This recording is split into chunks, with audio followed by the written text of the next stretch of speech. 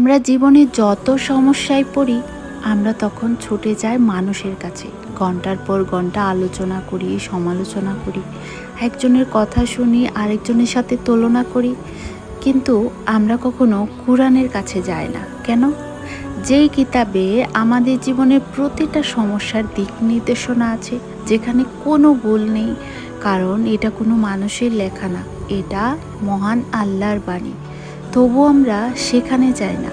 আল্লাহ তাআলা বলেছেন এই কোরআন এমন পথ দেখায় যা সবচেয়ে সোজা। তবু আমরা মানুষের মতামতকে বেশি গুরুত্ব দিই আর কোরআনকে রেখে দেই তাকের উপর, যেখানে ধুলো পড়ে থাকে।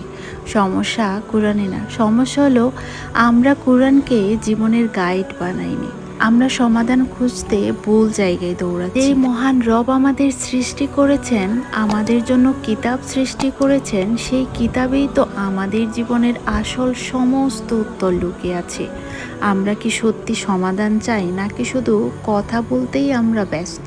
এভাবেই কি আমরা জীবন পার করে দেব? আমরা কি কোরআনের আসল মর্ম কখনোই বুঝতে পারবো না?